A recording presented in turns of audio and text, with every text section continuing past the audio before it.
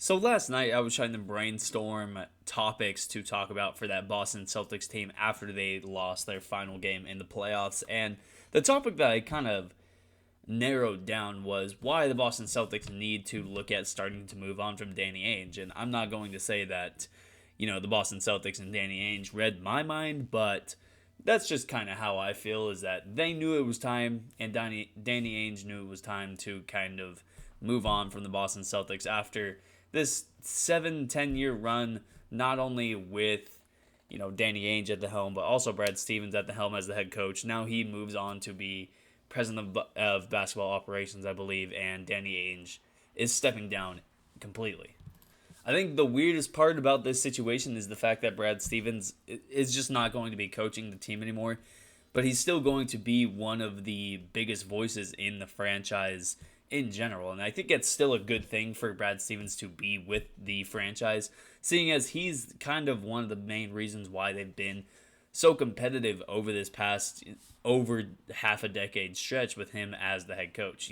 Coming from Butler, a lot of people didn't think that Brad Stevens was going to be able to be a successful head coach, not only just for any NBA team, but for one of the more iconic NBA franchises in NBA history.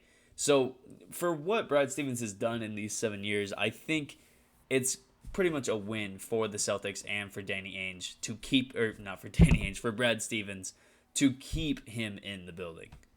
Now, moving on from the off the court dealings that the Boston Celtics have done today, let's go ahead and take a look at what this Boston Celtics team is going to be looking at for the future. And like I said in the video that I made about the Miami Heat, even though it's one day after the season ends, it's never too early to start looking at next year. And really, there's not a lot of things that Boston can do in the offseason other than just not bring back guys. I really don't think they're going to be able to bring back Fournier. They're probably not going to bring back Semi Ojeleye. They're probably not going to bring back Luke Cornett. They've got a lot of guys at a lot of positions. If you look at every single position, at the point guard spot, you've got Kemba, you've got Peyton Pritchard, you still have Carson Edwards under the books. You've got Jaylen Brown and Romeo Langford at that 2 guard, and you have Marcus Smart who can play either the 2 or 3. Aaron Nesmith, I think, has proved that he deserves starter minutes next year going forward. Jason Tatum, Grant Williams, maybe they bring back Jabari Parker. I don't really necessarily know. No. And then they got Tristan Thompson and Robert Williams. They've got 8 to 10 guys who are really good players.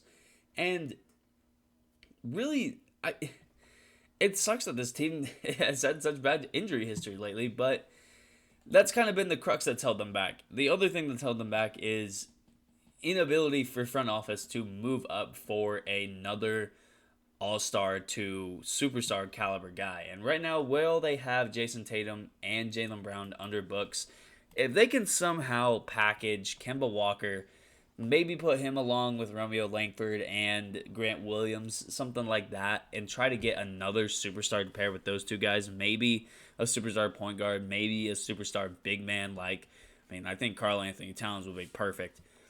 Either way, that needs to happen this offseason, because the reason that I thought that Danny Ainge needed to go as the main guy, I'm just going to call him the general manager of the Boston Celtics. I don't know exactly what his specified role was with the team. Maybe it was vice president of basketball operations. Maybe it was director of player operations. I don't necessarily know. I'm just going to call him the GM right now. The reason that he failed as the GM of the Boston Celtics is because look at every single superstar that's been traded over the past 5 years or so. You've got names like, Anthony Davis getting traded to the Lakers. You've got point guards getting swapped for each other. John Wall's not a superstar anymore. Russell Westbrook is still, I think, a superstar point guard. You see those two guys get traded over the year. We see that Bradley Beal has not been able to be traded for by the Boston Celtics or anyone else. We've seen lots of superstars get dealt over the past few years, and the Boston Celtics are not in on any of those guys. And we like to talk about that trade that the Boston Celtics made with the Brooklyn Nets all those years ago to send out KG, Paul Pierce, and I believe Jason Terry for all those first-round picks from Brooklyn. They really didn't do much with that. They got Jason Tatum, they got Jaylen Brown, but they also got names like Carson Edwards, and they got names like Romeo Langford, and they got names like Aaron Nesmith, who all three of those guys are solid players. Yes, I understand that, but not being able to package those first round picks for a superstar player and not being able to get that job done, I think was the biggest blemish on Danny Ainge's record as the GM for the Boston Celtics. So let's go ahead and get back to what this team needs to be doing this offseason in terms of being able to get back to being a championship contender. And it kind of sucks because this free agency class is definitely not very it's lackluster to say the least. I mean, there's some guys who you could take a flyer on because they're still a little bit young and maybe they haven't entered their prime yet, or there's some guys that I could see them going after, but I really don't think that free agency is going to be where this team is going to make their mark. Maybe they go after somebody like Lauri Markkanen.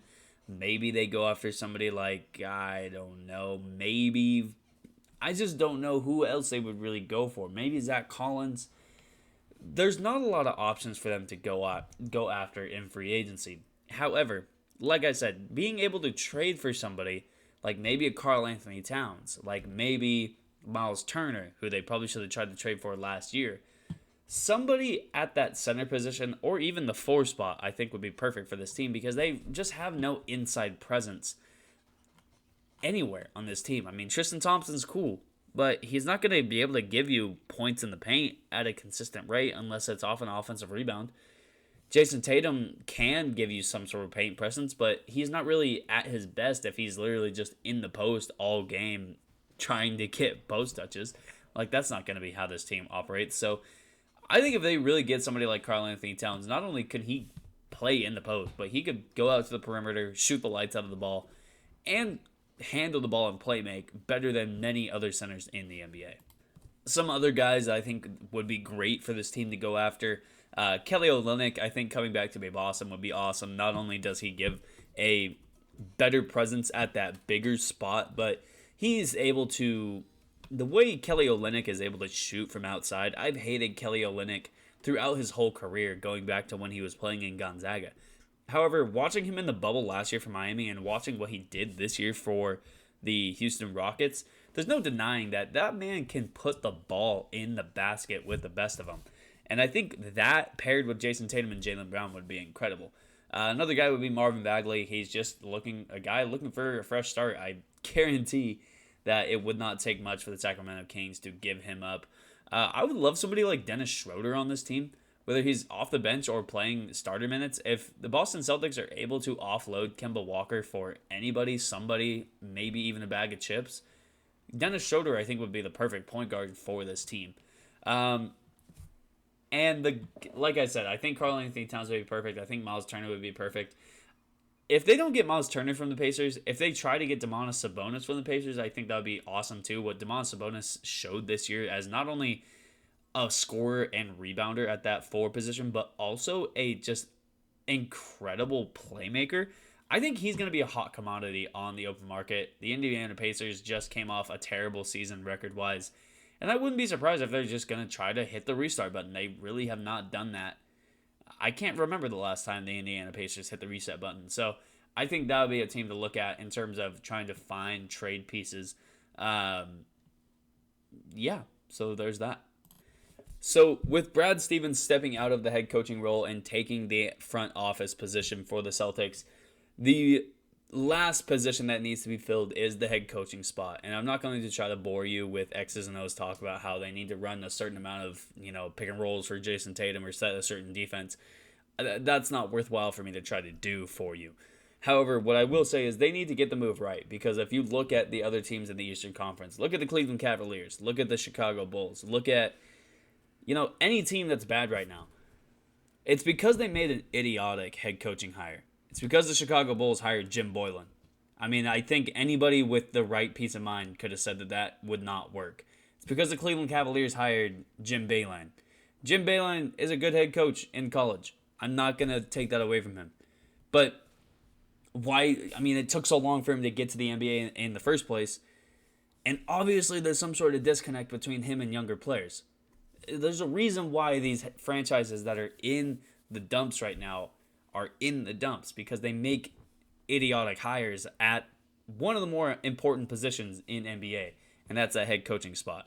So they need to hire somebody. I'm not saying they need to hire Greg Popovich, but I'm saying they need to hire somebody who's like Greg Popovich in a way in terms of having experience coaching this game, having experience with young guys, having experience developing some guys. They just need to make the right move. I don't know who that is, but hopefully when the report comes out of whoever they hire, it ends up being the right move.